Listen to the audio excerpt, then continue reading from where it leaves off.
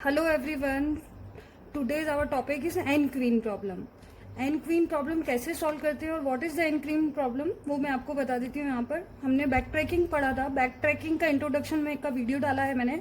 Introduction को पहले आप अच्छे से समझिएगा कि बैक ट्रैकिंग में एग्जैक्टली हम कर क्या रहे थे। हम सारी पॉसिबिलिटीज कंसीडर कर रहे थे और ऐसी प्रॉब्लम का सॉल्यूशन निकाल रहे थे कि जिसमें more than one feasible solution होगा।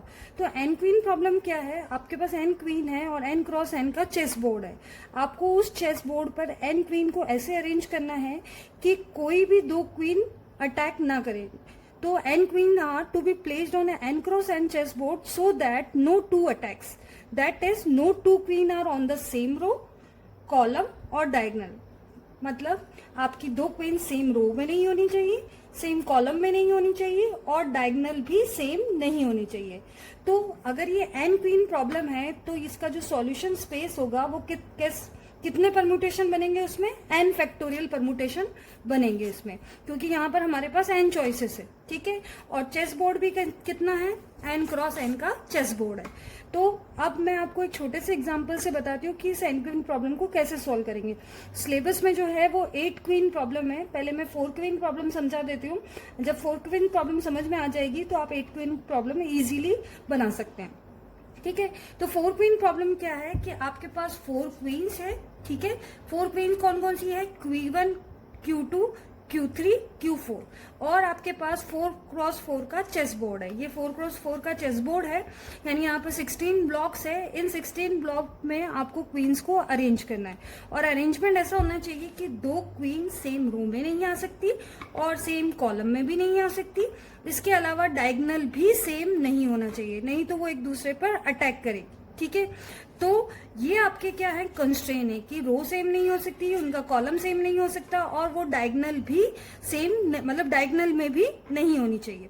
ठीक है, तो इस प्रॉब्लम का सॉल्यूशन निकालने के लिए हम क्या करते हैं? पहले कंस्ट्रेन फॉलो नहीं करते, तो देखते हैं कि स्टेट स्पेस 3 या सॉल्यूशन स्पेस कितना बड़ा हो सकता है। ठीक है, एक चीज मान के चलते हैं कि हमने यहाँ जो Q1, Q2, Q3, Q4 4 queen ली है, तो हमने हर एक के लिए रो फिक्स कर दी कि पहली क्वीन फर्स्ट रो में आएगी, सेकंड क्वीन सेकंड रो में, थर्ड क्वीन थर्ड रो में, फोर्थ क्वीन फोर्थ रो में। यानी हमारी पहली प्रॉब्लम सॉल्व हो गई कि अब हर क्वीन, ईच क्वीन अलग अलग रो में प्लेस कर दी हमने और रो डिसाइड कर दी हमने। इसके अलावा अब कॉलम में भी हम बोल रहे हैं कि वो सेम कॉलम में नहीं होगी। तो यहाँ पर ये जो सॉल्यूशन वेक्टर बनाया है, यहाँ पर x1, x2, x3, x4 ये 4 क्वींस हो गई। 4 क्वीन को हमने x1, x2, x3, x4 से रिप्रेजेंट कर दिया और यहाँ कॉलम नंबर हम फिल करेंगे। कैसे फिल करेंगे कि जो क्वीन जिस कॉलम में प्लेस होगी उस कॉलम का नंबर हम यहाँ पर लिख देंगे। ठीक है, तो ये हमारा एन टपल सॉल्यूशन होगा। एन टपल यानी 4 टपल सॉल्यूशन होगा। 4 टपल क्यों बोल रहे हैं यहाँ पर? क्योंकि यहाँ पर मेरे 4 क्वीन है जिनको मुझे 4x4 के चेस बोर्ड में प्लेस करना है। ठीक है, तो अभी फिलहाल मैंने 2 कंस्ट्रेंट फॉलो करें कि रो, पहली चीज तो ये कि मैंने हर एक क्वीन के लिए रो डिसाइड कर दी, तो मेरा फर्स्ट कंस्ट्रेंट फॉलो हो गया। उसके अलावा मैंने कॉलम भी बोल दिया कि हर एक कॉलम में सिर्फ एक ही क्वीन आएगी, दो क्वीन नहीं आ सकती। तो 2 कंस्ट्रेंट तो मैंने एक्सप्लिसिटली डिसाइड कर लिए। पर अभी फिलहाल मैं आपको सॉल्यूशन स्पेस ट्री जनरेट करके बता रही हूँ जिसमें हम ये डायगोनल वाला कंस्ट्रेंट अभी फिलहाल फॉलो नहीं कर रहे। ठीक है, तो अब मुझे सारे अरेंजमेंट चेक करने हैं। ठीक है, first we find all possible arrangement, then we define constraint. ठीक है, तो अभी फिलहाल हम सारे पॉसिबल अरेंजमेंट देखेंगे। तो अब 16 ब्लॉक्स में इन 4 क्वीन को प्लेस करने के कितने तरीके हो सकते हैं, उसको मैंने लिखा है 16C4। ठीक है, इतनी नंबर ऑफ पॉसिबिलिटीज हो सकती है। तो अब हमने डिसाइड 2 कंस्ट्रेंट तो कर दिए हैं, अब आगे सॉल्यूशन करना स्टार्ट करते हैं। तो अभी फिलहाल सॉल्यूशन हम कैसे जनरेट कर रहे हैं कि अभी हमने फिलहाल डायगोनल कंस्ट्रेंट कंसीडर नहीं करा है।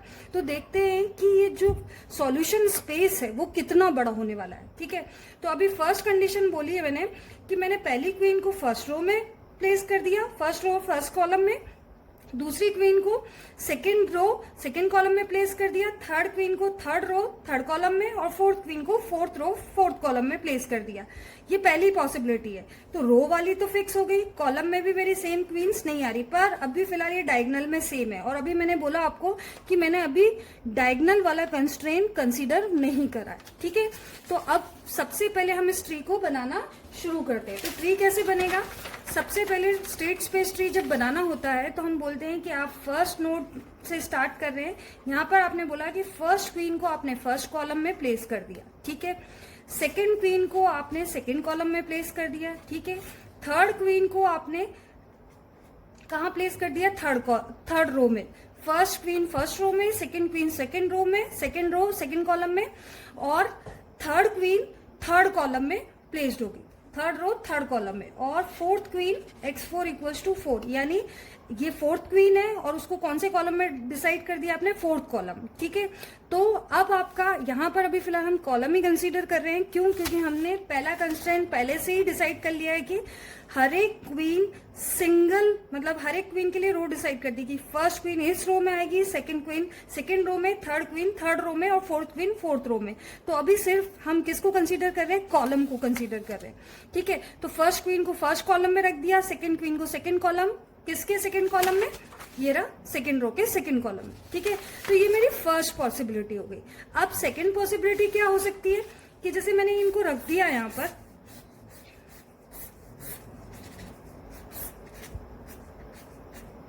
Q1 Q2 और ये मेरा Q3 और ये मेरा Q4, ठीक है। अब मैंने इसको बाहर निकाल लिया, ठीक है। बैक ट्रैक करा, इसको मैंने बाहर निकाल लिया। क्या मैं और कोई पॉसिबल जगह पर रख सकती हूँ? नहीं, पहले कॉलम में नहीं रख सकती, दूसरे भी कॉलम में भी नहीं रख सकती, थर्ड कॉलम में नहीं रख सकती। तो मेरे पास Q4 के लिए कोई चॉइस नहीं बची।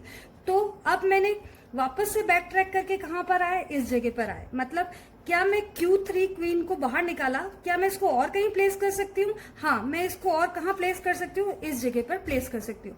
तो मैंने इसको यहाँ पर प्लेस कर दिया, ठीक है। तो यानी अब मेरी क्वीन 3 जो है वो कहाँ पर है? फोर्थ कॉलम में, ठीक है। अब मेरे पास Q4 कहां पर प्लेस हो सकता है? सिर्फ इसी जगह पर प्लेस हो सकता है। इसका मतलब नेक्स्ट क्वीन जो रहेगी वो कहां पर आ जाएगी? कौन से कॉलम में आ रही है? थर्ड कॉलम में। इसको मैंने, ये एक पॉसिबिलिटी ये मेरी हो गई, ठीक है। अब नेक्स्ट पॉसिबिलिटी क्या हो सकती है? क्या मैं Q4 को बाहर निकाल के और किसी प्लेस पर कर सकती हूँ क्या? नहीं। क्यों नहीं रख सकते? क्योंकि सभी कॉलम में एक एक क्वीन ऑलरेडी प्लेस्ड है। तो यहां से यहां पर बैक ट्रैक हुए, ठीक है। फिर यानी यहां से यहां पर बैक ट्रैक हो गए। अब ये बाहर निकल चुकी है, Q4 बाहर आ चुका है, ये Q3 है। क्या Q3 को और कहीं रख सकते हैं क्या? नहीं, मैंने ये वाली पॉसिबिलिटी पहले ही कंसीडर कर ली है। अब मेरे पास और कोई प्लेस नहीं बची। तो हम वापस से बैक ट्रैक करके किस प्लेस पर आ गए? सेकेंड क्वीन के प्लेस पर आ गए। इसका मतलब अब इस Q2 को मैंने शिफ्ट करा। Q2 को कैसे शिफ्ट करा? मेरा नया पॉसिबल अरेंजमेंट क्या हो गया? ये तो यही है, फर्स्ट रो फर्स्ट कॉलम में ही है। इसको मैंने कहां पर प्लेस कर दिया? इस जगह पर प्लेस कर दिया। इसका मतलब हो गया कि मेरा जो सेकंड क्वीन है वो कहां पर आ गई है? थर्ड कॉलम में आ गई है, ठीक है। ये नया नोड जनरेट हो चुका है मेरा। इसके बाद अब मैं Q3 को कहां प्लेस कर सकती हूँ? मैंने सबसे पहले Q3 को यहां प्लेस कर दिया। तो ये कौन सा वाला कॉलम है? Second column. इसका मतलब हो गया कि थर्ड क्वीन को मैंने कहां पर प्लेस करा? सेकेंड कॉलम में, ठीक है। इसके बाद फोर्थ क्वीन को मेरे पास कहां प्लेस कर सकती हूँ? मैं सिर्फ इसी जगह पर प्लेस कर सकती हूँ। इसका मतलब यहां पर मैंने बोला कि X4 यानी फोर्थ क्वीन कहां पर प्लेस हो गई? फोर्थ कॉलम में प्लेस हो गई, ठीक है। तो अब वापस से चेक करा कि और कोई पॉसिबिलिटी है क्या? अब मैंने इस क्वीन को वापस से बाहर निकाल लिया। क्या मैं Q4 को और कहीं प्लेस कर सकती हूँ क्या? नहीं, कहीं नहीं कर सकती प्लेस। तो अब यहां से वापस बैक ट्रैक हो गए, Q3 के पास है। Q3 को कहीं और प्लेस कर सकते हैं? हाँ, अभी हमारे पास, अभी इसको बाहर निकाल लिया हमने। अभी हमारे पास चॉइस है कि हम इसको कहां पर रख सकते हैं? इस प्लेस पर रख सकते हैं। तो हमने यहां से एक और ब्रांच बनाई। Q3 हम बोल रहे हैं कि हमने किस पे प्लेस कर रहे हैं? फोर्थ कॉलम में प्लेस कर रहे हैं, ठीक है। तो ये यहां से कट करके मैंने यहां पर कहां प्लेस कर दिया? इस जगह पर प्लेस कर दिया, ठीक है। तो अब मेरी Q4 कहां पर आ सकती है? एक इसमें भरा हुआ, इसमें भरा हुआ, तो ये वाला कॉलम मेरे पास खाली है। यानी जो सॉल्यूशन बना मेरा एक और,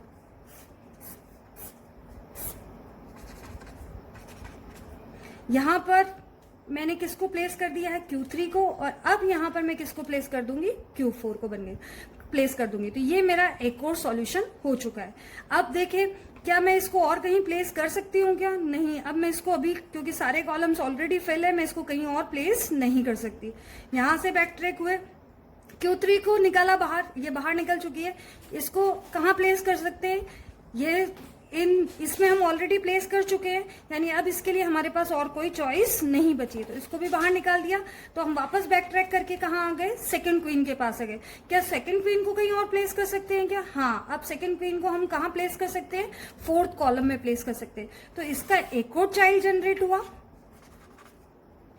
sorry, second queen in fourth column. ठीक है, यानी अब आप इसको इधर शिफ्ट कर रहे हैं और रिमेनिंग पॉसिबिलिटीज देख रहे हैं। तो रिमेनिंग पॉसिबिलिटीज क्या हो गई है, एक और ड्राफ्ट कर लेते हैं हम यहाँ पर वापस। Q1 यहाँ आ गया, Q2 यहाँ आ गया। तो अब आपके पास फिर से दो चॉइस हो गई कि Q3 को आप यहाँ पर भी रख सकते हैं और यहाँ पर भी रख सकते हैं। फर्स्ट टाइम मैंने Q3 को यहाँ रखा, यानी सेकंड कॉलम में। तो मैंने यहाँ पर बोला कि मेरी जो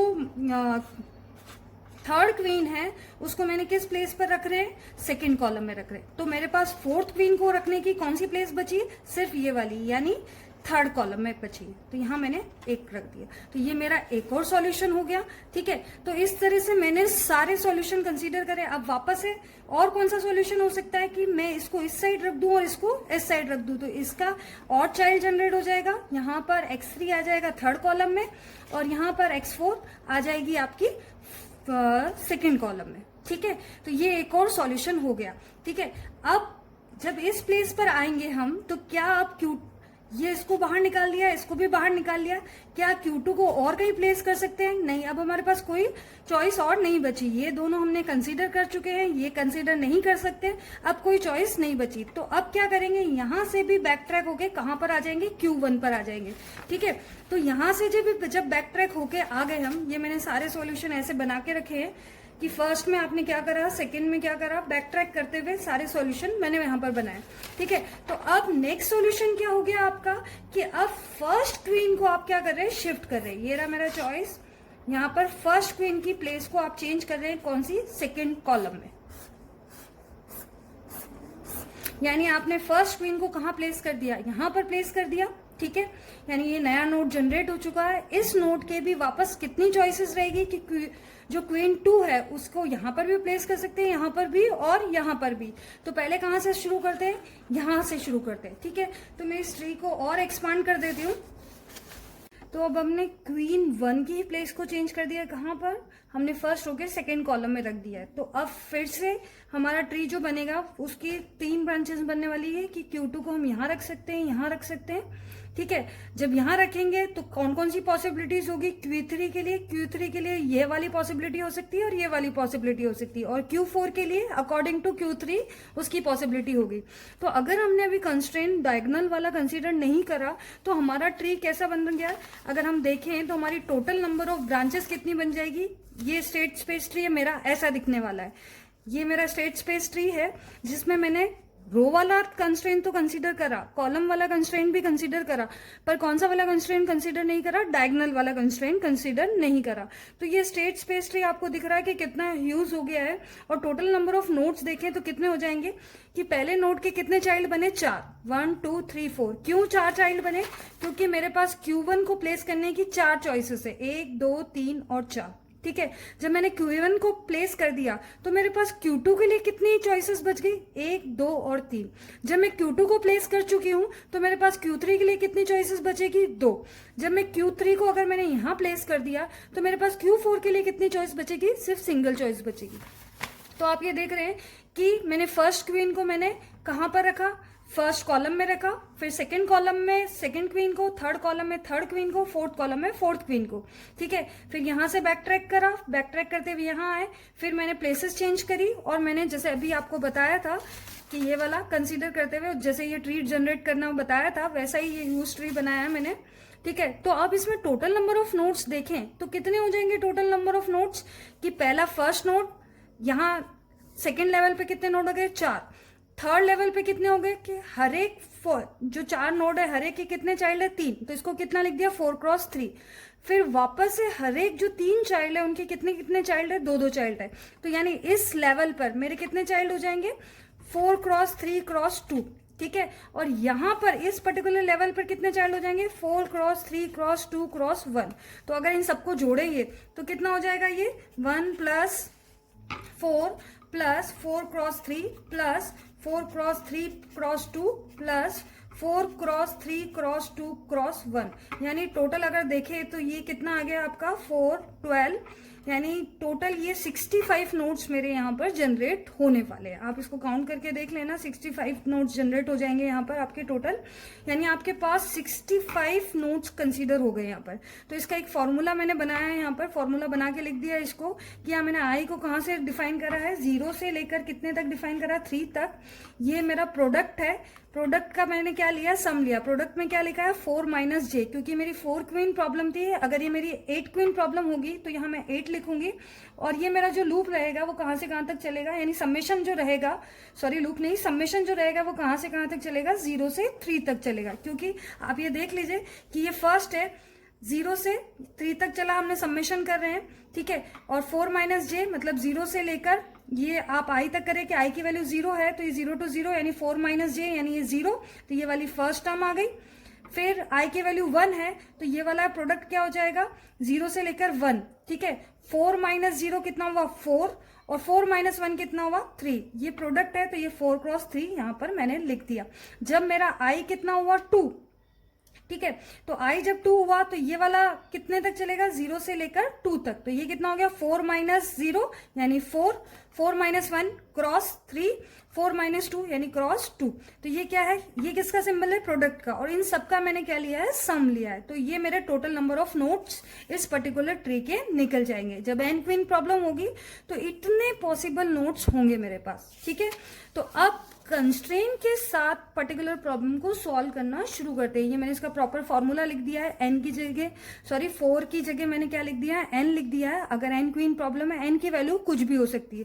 अगर आपको बोला है कि 5 क्वीन को प्लेस करना है तो आपका चेस बोर्ड कितने का होगा 5x5 का होगा, बाकी प्रोसेस वही होगा, ठीक है। तो अब स्टार्ट करते हैं बाउंडिंग फंक्शन। अब हम बाउंडिंग फंक्शन को कंसीडर कर रहे हैं, ठीक है।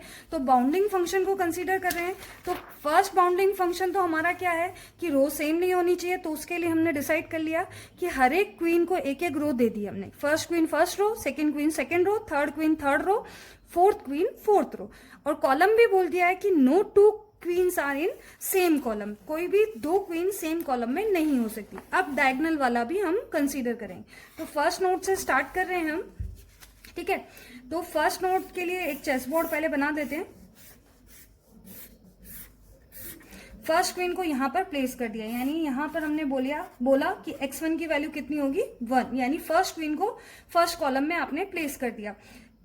सेकेंड क्वीन को क्या मैं यहां प्लेस कर सकती हूं क्या, अगर मैंने यहां पर प्लेस करा यानी x2 = 1 करा, सॉरी x2 = 2 करा, यानी सेकेंड कॉलम में अगर यहां मैंने प्लेस करा तो मेरा बाउंडिंग फंक्शन क्या बोलेगा कि इस नोड को हम आगे एक्सपांड नहीं कर सकते। तो हमने इस नोड को क्या कर दिया है किल कर दिया। तो वापस से हमने क्या करा है कि बैकट्रैक करा, बैकट्रैक करके बोला क्या Q2 को यानी सेकेंड क्वीन को हम कहाँ रख सकते हैं थर्ड कॉलम में रख सकते हैं क्या, यहां से हटा दिया मैंने। अब मैं कहाँ रख रही हूँ यहां पर रख रही हूँ।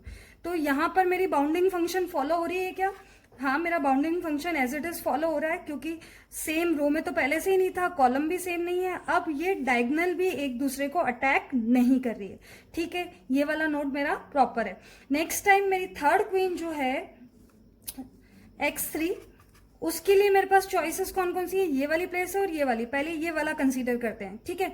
तो मैंने बोला मैंने थर्ड क्वीन को कहां पर रख दिया सेकेंड कॉलम में रख दिया, इस जगह पे।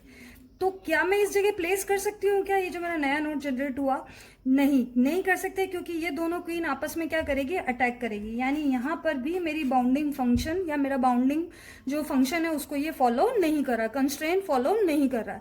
तो ये वाला नोड भी यहाँ पर क्या हो जाएगा किल हो जाएगा, ठीक है। तो जो नोड किल हो जाए उसको आगे एक्सपांड करने की जरूरत नहीं है। तो इसको यहाँ से निकाल दिया, यानी आपने वापस कहाँ कर दिया बैक ट्रैक करा। अच्छा, बैक ट्रैक करके अब वापस से जब बैक ट्रैक करा तो Q3 को क्या बोल सकते हैं कि Q3 को क्या यहाँ प्लेस कर सकते हैं। तो मैंने एक और नोड बनाया यहाँ पर और Q3 को बोला मैंने कहाँ प्लेस कर रहे हैं, फोर्थ कॉलम में यहाँ पर। तो क्या ये वाला नोड भी आगे सॉल्यूशन नोड बन सकता है क्या? नहीं। अगेन ये दोनों क्वीन क्या करेगी, एक दूसरे को अटैक करेगी। तो ये वहां यहाँ इस पर्टिकुलर नोड पर भी मेरी बाउंडिंग फंक्शन को ये फॉलो नहीं कर रहा, तो ये वाला नोड भी मेरा किल हो जाएगा।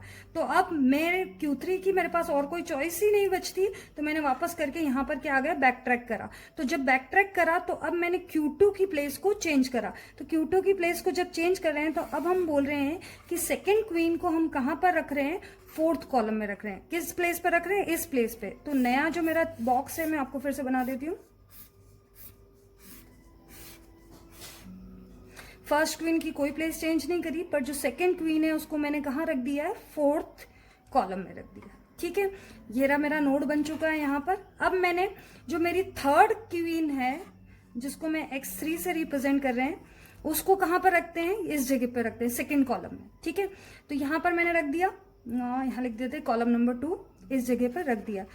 क्या ये मेरी डायगोनल में एक दूसरे को अटैक कर रही है क्या? नहीं, ये डायगोनल में अटैक नहीं कर रही। मतलब ये प्रॉपर पोजीशन पर है, ना कॉलम सेम है, ना ही रो सेम है, और ना ही ये डायगोनल में एक दूसरे को अटैक कर रही, यानी ये प्रॉपर पोजीशन में है। अब फोर्थ क्वीन, तो फोर्थ क्वीन को रखने की कौन सी प्लेस बचती है, सिर्फ ये वाली प्लेस बचती है।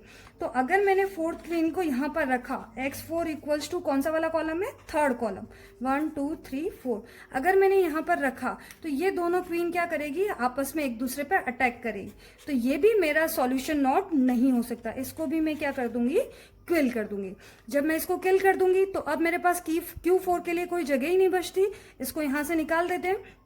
ठीक है, तो अब थर्ड क्वीन को हम कहा, यहां से यहां बैक ट्रैक हुआ, तो थर्ड क्वीन को अब कहां रख सकते हैं, इस जगह पर रख सकते हैं। तो जब यहां पर रखा, यानी थर्ड क्वीन को कौन से कॉलम में रख रहे हैं, थर्ड कॉलम में। क्या यहां पर रख सकते हैं क्या? नहीं, यहां पर भी नहीं रख सकते, क्योंकि यहां पर अगर रखा तो वापस से ये दोनों क्वीन क्या करेगी, एक दूसरे को अटैक करेगी। तो ये नोड भी क्या हो जाएगा, मेरा किल हो जाएगा। ठीक है, तो आप देखो कि जो ट्री हम आगे इतना एक्सपांड कर रहे थे, इतना आगे बढ़ रहा था, उसमें बाउंडिंग फंक्शन के होने की वजह से हमारे नोड्स पहले ही किल हो चुके हैं। ठीक है, तो अब Q2 को और कहीं प्लेस करने की जगह ही नहीं है, क्योंकि ये लास्ट कॉलम बचा है, इसको आगे कहीं प्लेस ही नहीं कर सकते। तो वापस से आगे हमने बैक ट्रैक करा, कहां पर, क्वीन नंबर 1 पे। तो अब हम क्वीन नंबर 1 की पोजीशन को चेंज कर रहे हैं। हम बोल रहे हैं कि क्वीन नंबर 1 को हमने कहाँ सेट करा, सेकेंड कॉलम में सेट करा। ठीक है, तो जब सेकेंड कॉलम में सेट करा, चेस बोर्ड बना लेते हैं। थोड़ा ये प्रॉब्लम लंबा है। अब मैंने क्वीन 1 को यहां पर रख दिया है। ठीक है, तो अगेन मेरे पास चॉइसेस क्या हो गई कि ये जो मेरा ट्री है, इस वाले नोड को मैं इसका हाफ वाला पोर्शन यहां बना रही हूं, क्योंकि ये बहुत होचपोच हो जाएगा यहां पर। तो ये मैंने बोला X1 इक्वल्स टू 2, और यहाँ मेरा इक्वल टू 1 था। ये वाला ट्री का पोर्शन यहाँ बनाया हुआ है मैंने पहले वाले में, आप वहां से बना लेना और प्रॉपर बना लेना इसको। अब यहाँ पर बनाया मैंने X1 इक्वल्स टू 2, तो X1 इक्वल्स टू 2 यानी सेकेंड कॉलम में मैंने फर्स्ट क्वीन को प्लेस कर दिया है। तो अब मेरे पास क्या, मैं सेकेंड क्वीन को फर्स्ट कॉलम में प्लेस कर सकती हूँ क्या, इस जगह पे? नहीं, इस जगह पे मैं प्लेस करूंगी तो ये दोनों आपस में अटैक करेगी, बाउंडिंग फंक्शन को फॉलो नहीं करेगी, तो इस नोड को क्या कर देंगे, किल कर देंगे। ठीक है, वापस बैक ट्रैक करा, क्या इस जगह प्लेस कर सकते हैं X2 equals to third column? नहीं, इसको भी आगे नहीं कर सकते हैं, क्योंकि ये भी बाउंडिंग फंक्शन को फॉलो नहीं कर रहा है। यहां पर भी अगर प्लेस करा तो ये दोनों एक दूसरे को क्या करेगी, अटैक करेगी। तो अब तीसरी चॉइस क्या है कि मैं सेकंड क्वीन को कहां रख दूं, फोर्थ कॉलम में रख दूं। तो मैंने अगर फोर्थ कॉलम में रख दिया, यानी इस जगह पे, क्या ये एक दूसरे पे अटैक करेगी? नहीं, एक दूसरे पे अटैक नहीं करेगी। तो अब इसको आगे बढ़ाते हैं हम। जब इसको आगे बढ़ाया तो अब बोल रहे हैं क्या हम थर्ड क्वीन को कौन कौन सी जगह रख सकते हैं, फर्स्ट प्लेस पे और इस जगह। तो पहले फर्स्ट प्लेस पे रख दिया, फर्स्ट प्लेस पे रख दिया, यानी इस जगह पर। क्या ये एक दूसरे पे अटैक कर रही है क्या? ये डायगोनल भी अटैक नहीं कर रही है, रो भी अलग अलग पहले से ही थी और कॉलम भी इनके अलग अलग है, तो ये सॉल्यूशन नोड की तरफ बढ़ सकता है। तो ये आगे आगे हम यहाँ पर, अब चौथी क्वीन बची है, उसको प्लेस करना है हमें। तो मेरे पास सिर्फ यही प्लेस बचती है। तो मैंने यहाँ बोला X4 को मैंने कहाँ रख दिया, थर्ड कॉलम में, ये इस जगह पे। ठीक है, तो आप देखें फिर से चेक करें बाउंडिंग फंक्शन, कॉलम इनके अलग अलग है, रो तो पहले से ही अलग थी, अब ये डायगोनल भी एक दूसरे को अटैक नहीं कर रही। तो इसका मतलब ये मेरा क्या हो सकता है, एक सॉल्यूशन हो सकता है। तो सॉल्यूशन को कैसे रिप्रेजेंट कर सकते हैं हम, x1 x2 x3 ये मेरे कॉलम नंबर है, सॉरी क्वीन नंबर, क्वींस है x1 x2 x3 x4, और यहाँ मेरे को कॉलम नंबर फिल करने हैं। तो फर्स्ट क्वीन को कहाँ फिल कर रहा, सेकेंड कॉलम में, सेकेंड क्वीन को मैंने कहाँ फिल करा, फोर्थ कॉलम में, यहाँ थर्ड को फर्स्ट कॉलम में और फोर्थ को थर्ड कॉलम में। तो ये मेरा क्या हो गया, 4 टपल सॉल्यूशन हो गया है। इसको आप ऐसा भी लिख सकते हैं 2 4 1 3, यानी आपने क्वीन की पोजीशन बता दी कि first queen second, first row के सेकेंड कॉलम में है, ठीक है। सेकेंड क्वीन कहाँ पर है, फोर्थ कॉलम में, थर्ड क्वीन, नंबर वापस से सही कर देती हूँ, 1 2 3 4, और थर्ड क्वीन कहाँ पर है मेरी, फर्स्ट कॉलम में, और फोर्थ क्वीन कहाँ है मेरी, फोर्थ रो के थर्ड कॉलम में। तो ये मेरा एक सॉल्यूशन वेक्टर हो गया। इसके अलावा इस प्रॉब्लम का एक और सॉल्यूशन हो सकता है। क्या सॉल्यूशन हो सकता है, अगर इसकी मिरर इमेज बना ले। मिरर इमेज क्या क्या हो जाएगा इसका सॉल्यूशन, इसको यहां रख देते हैं, ठीक है, इस Q2 को इधर रख लेते हैं, Q3 को यहां रख लेते हैं और Q4 को यहां रख लेते हैं। तो ये मेरा एक और सॉल्यूशन हो गया। सॉल्यूशन क्या हो जाएगा, 3 1, और Q3 है मेरा 4 पर और ये 2, यानी ये मेरा आपका एक और सॉल्यूशन हो जाएगा। इसको x1 x2 x3 में भी पुट कर सकते हैं। तो इस पर्टिकुलर 4 क्वीन प्रॉब्लम के कितने सॉल्यूशन हो गए, 2 सॉल्यूशन हो गए, ठीक है। तो ये जो मेरा 4 क्वीन प्रॉब्लम थी उसका एक पोर्शन ऑफ ट्री बनाया है मैंने। इसमें अब मैंने नोट नंबर भी दे दिए हैं कि 1 2 3 थर्ड केल कर दिया था मैंने, क्योंकि ये बाउंडिंग फंक्शन को फॉलो नहीं कर रहा था। जो भी जहां जहां लिखा है मतलब वो क्रॉस करा है यहाँ पर, मतलब ये डायगोनल में एक दूसरे को अटैक कर रही थी, तो इसलिए इन नोट्स को मैंने आगे बढ़ाया नहीं है, ठीक है। फिर उसके बाद जो नोट जनरेट हुए हैं उनकी नंबरिंग मैंने वैसे ही करी है। ये मेरा एक सॉल्यूशन है। इसके अलावा और दूसरा सॉल्यूशन भी है मेरा, जो मैंने आपको बताया था कि इस पर्टिकुलर प्रॉब्लम के एक से ज्यादा सॉल्यूशन हो सकते हैं। तो एक सॉल्यूशन ये बताया और अदर सॉल्यूशन मैंने यहाँ पर भी लिख रखा है 3 1 4 2, मतलब इसका मिरर इमेज वाला सॉल्यूशन। तो ये मेरी सिर्फ कौन सी थी, 4 क्वीन प्रॉब्लम थी कि हर एक क्वीन के मूव चेंज करे थे और सॉल्यूशन वेक्टर बनाने की कोशिश करी थी। तो अब हम जो नेक्स्ट प्रॉब्लम पढ़ेंगे, नेक्स्ट, अभी ये 4 क्वीन थी, अब हम किसको सॉल्व करेंगे, 8 क्वीन को। तो 4 क्वीन में ही इतना ट्री बड़ा है, तो 8 क्वीन में कितने नोट जनरेट होने वाले हैं, 69,000 नोट जनरेट होने वाले हैं। तो उसको सॉल्व करना इतना आसान नहीं होगा, ठीक है। सॉल्यूशन कैसे निकलेगा वो मैंने आपको बताया। In now we are solve 8 queen problem. तो 8 क्वीन प्रॉब्लम में क्या होगा कि आपके पास 8x8 का चेस बोर्ड होगा और उस चेस बोर्ड पर आपको 8 क्वीन को प्लेस करना होगा। क्वीन को कैसे रिप्रेजेंट करेंगे, Q1 Q2 Q3 Q4 Q5 Q6 Q7 और Q8 से। और कंस्ट्रेन आपको पहले से ध्यान है, जैसे मैंने भी 4 क्वीन प्रॉब्लम में आपको समझाया कि कंस्ट्रेन क्या रहेंगे या बाउंडिंग फंक्शन क्या रहेंगे, कि हर एक क्वीन का आपने क्या कर दिया, रो फिक्स कर दिया है कि फर्स्ट क्वीन फर्स्ट रो में ही आएगी, सेकंड क्वीन सेकंड रो में ही आएगी। तो इस तरह से आपने हर एक क्वीन का रो नंबर फिक्स कर दिया है। तो जब अब रो नंबर फिक्स हो गया तो कोई भी 2 क्वीन सेम रो में नहीं आ सकती, ठीक है। इसके अलावा और कॉलम में भी आपने क्या बोल दिया है कि दोनों जो क्वींस हैं उनका सेम कॉलम नंबर नहीं होना चाहिए। तो 2 कंस्ट्रेन हो गए और डायगोनल वाला भी हमें कंस्ट्रेन फॉलो करना पड़ेगा। तो इसके लिए जो स्टेट स्पेस ट्री बनेगा वो बहुत यूज बनने वाला है। तो जैसे मैंने 4 क्वीन प्रॉब्लम के लिए बनाया था, ऐसे कैसे आपको 8 क्वीन प्रॉब्लम के लिए बनाना है।